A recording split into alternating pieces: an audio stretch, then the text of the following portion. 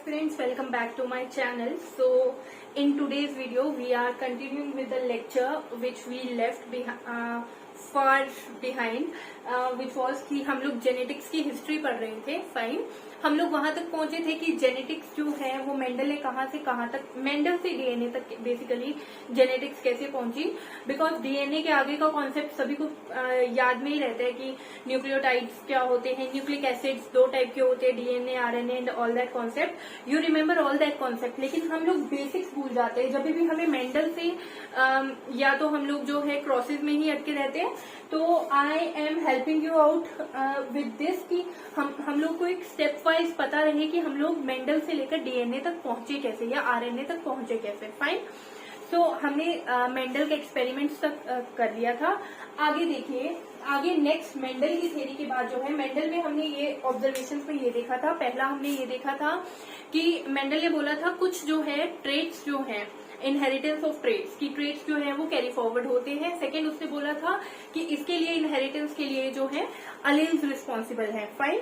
अब अलील्स जो है वो पेयर्स में प्रेजेंट रहते हैं. एंड थर्ड उसकी ऑब्जर्वेशन थी कि law of segregation, they separate out और गैमीट फॉर्मेशन होता है and then they carry forward the genetic information. Fine. So in today's video we are starting with the next theory which was given chromosomal theory of inheritance. देखिए, जब Mendel काम कर रहे थे उस टाइम पर जो है कोई भी वेल डेवलप्ड माइक्रोस्कोप्स प्रेजेंट नहीं थी और मेंडल का काम जो है वो आफ्टर 20 इयर्स पब्लिश हुआ था. जब उनका काम हो गया था उसके बाद 20 साल के बाद जो है उनका जब काम पब्लिश हुआ, एकदम से पब्लिकेशंस जब आना शुरू हो गई मार्केट में, तो वहां पर तब तक जो है microscopes were well developed. Fine. और जब माइक्रोस्कोप्स डेवलप हो गई, लाइट माइक्रोस्कोप्स वगैरह आ गई वहां पर, मतलब माइक्रोस्कोप्स डेवलप हो गई, तो क्रोमोसोम का स्ट्रक्चर जो है वो हमें देखने को मिला. ठीक है, कि क्रोमोसोम को एक टर्म है. फाइन.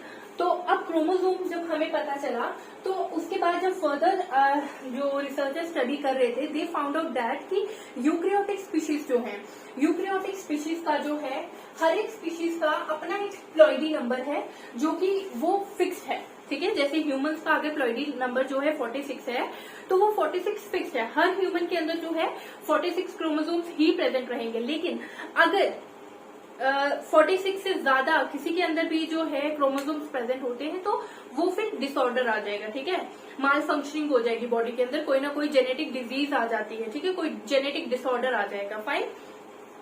सो ह्यूमंस के केस में जो है हमारा डिप्लॉइडी नंबर क्या है, 46. ठीक है. अब देखिए, प्लॉइडी जब भी हम बात करें, प्लॉइडी वर्ड मतलब प्लॉइड वर्ड मीन्स क्रोमोसोमल सेट. ठीक है, कि कितने क्रोमोसोमल सेट्स प्रेजेंट है, कितने क्रोमोसोम के सेट्स प्रेजेंट है. ठीक है, तो मतलब 46 सेट्स प्रेजेंट, 46 क्रोमोसोम्स प्रेजेंट है. और अगर हम लोग एन मतलब हमारा हैप्लॉइडी की बात करें तो 23 क्रोमोसोमल सेट्स प्रेजेंट है हमारे अंदर. फाइन. दिस इज और या so ploid means chromosomal set and die which is the prefix, it represents the number. Fine. So when we were studying about when researchers were studying about chromosomes, उन्होंने क्या किया, chromosomal arrangements करना शुरू किए. ठीक है, कि क्रोमोसोम्स जो है ना, उन्होंने basically on the basis of length जो है, जब हम क्रोमोसोम्स को अरेंज करते हैं, ठीक है, on the basis of length and it's centromeric locations, तो उस चीज को जो अरेंजमेंट होता है क्रोमोसोम्स का according to its length and centromeric location, उस चीज को हम लोग बोलते हैं कैरियोटाइप. क्या बोलते हैं उसको, कैरियोटाइप. एंड प्रोसेस जिसके अंदर हम लोग कैरियोटाइप बनाते हैं, that process is called as karyotyping. What it is called as karyotyping. Fine. अब देखिए, जब ये कैरियोटाइपिंग भी पता चल गई, जब ये यूक्रियोट्स के स्पीशीज का भी पता चल गया कि यूक्रियोट का प्लॉइडी नंबर जो है वो सिमिलर ही रहता है पर स्पीशीज, तो जब क्रोमोसोम का हम लोग रिसर्चर्स जो हैं, जब क्रोमोसोम की स्टडी करने लगे कि ड्यूरिंग सेल डिवीजन उनका क्या रिस्पॉन्स क्या है, बेसिकली क्या फंक्शन है उनका या क्या उनका रोल क्या है सेल डिवीजन के अंदर, तो वहां पर ये देखा गया कि chromosomal behaviour during cell division क्या देखा गया कि mitosis, as we know that कि माइटोसिस और मियोसिस ही दो जो है सेल डिवीजन की फॉर्म्स हैं. ठीक है, तो माइटोसिस के ड्यूरिंग ये देखा गया कि जो क्रोमोसोमल नंबर है वो एज सच कॉपी हो रहा था डॉटर सेल्स के अंदर. ठीक है, अगर डिप्लॉयड सेल है तो वो डिप्लॉयड ही बन रहा था. ठीक है, लेकिन मतलब no change in ploidy level. Fine. In mitosis there was seen no change in ploidy level. लेकिन जब मियोसिस में देखा गया तो वहां पर देखा गया कि जो डॉटर सेल है it is receiving one chromosome out of each pair. Fine. तो और ये भी देखा गया कि जो मियोसिस जो है इट इज यूजुअली सीन मतलब वो सिर्फ किसके साथ एसोसिएटेड है, गैमीट फॉर्मेशन के साथ एसोसिएटेड है. फाइन. तो जब ये सब स्टडीज पूरी की पूरी हो गई, ठीक है, जीन का कॉन्सेप्ट हमें मेंडल दे गया था. ठीक है. इस पूरे क्रोमोसोमल हिस्ट्री के बेसिस पर दो एमिनेंट रिसर्चर्स आए जिनका नाम था Sutton and Boveri. Fine. Sutton and Boveri. उन्होंने क्या बोला, उन्होंने एक थ्योरी दे दी जिसका नाम उन्होंने रख दिया क्रोमोसोमल थ्योरी ऑफ इनहेरिटेंस. उन्होंने क्या बोला कि दे सेड दैट कि जीन जो है it is located on chromosome. ठीक है. It is located on chromosome and chromosome through gametes carry form faithfully. They said chromosomes through gametes faithfully carry out the genetic information from parents to offspring,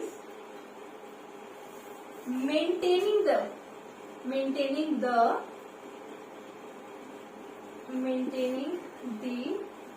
genetic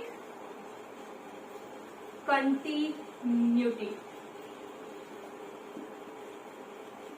okay.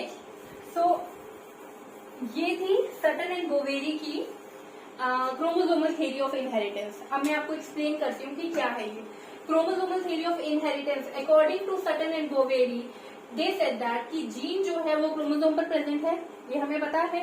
ठीक है. अब जो chromosome जो है through gametes, मतलब जब उन्होंने पूरा का पूरा स्टडी किया था रिसर्चर ने, अभी मैंने आपको बताया माइटोसिस और मियोसिस का उन्होंने स्टडी किया. ठीक है. माइटोसिस और मियोसिस का जब उन्होंने स्टडी किया उन्होंने देखा कि क्रोमोसोम जो है वो इनहेरिट हो रहे हैं आगे. ठीक है. From parents to daughter cells वो जा रहे हैं, पेरेंट्स टू डॉटर सेल्स जा रहे हैं. सिर्फ उन्होंने ये चेंज देखा कि माइटोसिस में प्लॉइडी लेवल के अंदर कोई चेंज नहीं आ रहा और मियोसिस में जो है हाफ हो रहा है प्लॉइडी लेवल. ठीक है. तो अब उन्होंने ये बोला कि जीन्स जो हैं they are present on the chromosomes and chromosomes through gametes faithfully, मतलब फेथफुली एज इन की एज सच. ठीक है. ये एज सच इंफॉर्मेशन को, जेनेटिक इंफॉर्मेशन को जो है, जेनेटिक इंफॉर्मेशन या इन्फो को कैरी कर रहे हैं फ्रॉम पेरेंट्स टू ऑफस्प्रिंग्स. ठीक है. Maintaining the genetic continuity as in कि जो पेरेंट्स के अंदर कैरेक्टर्स प्रेजेंट है, ट्रेट्स जिनको मेंडल ने बोला, फिर उसके बाद कैरेक्टर्स बोला गया. ठीक है. जो पेरेंट्स के अंदर कैरेक्टर्स अवेलेबल हैं वो as such copy, faithfully copy हो रहे हैं into the daughter cells as in into their offsprings. This type of inheritance is called as maintaining the genetic continuity. मतलब जेनेटिक कंटिन्यूटी एज इन कि जो jeans इसके अंदर प्रेजेंट है, parents के अंदर प्रेजेंट है, वही सेम जीन्स उसको कंटिन्यूअस फॉर्म में जो है कैरी फॉरवर्ड कर रहे हैं उनके ऑफस्प्रिंग्स. तो दिस कंटिन्यूटी, जेनेटिक कंटिन्यूटी को मेंटेन करे. तो ये जो पूरी की पूरी थ्योरी थी कि जीन क्रोमोसोम के ऊपर प्रेजेंट है और chromosome through gametes they are faithfully carrying out the information, genetic information from parents to offsprings, maintaining the genetic continuity. It is called as chromosomal theory of inheritance. I hope कि ये concept आपको clear हो गया होगा. अगर इससे related कोई भी डाउट होगा प्लीज आप कमेंट सेक्शन में मेंशन करिए. I clear it out.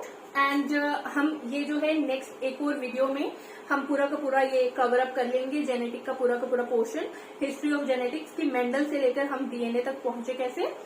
And hopefully you'll like this video, and if you do please comment, like and share, and do subscribe to my channel.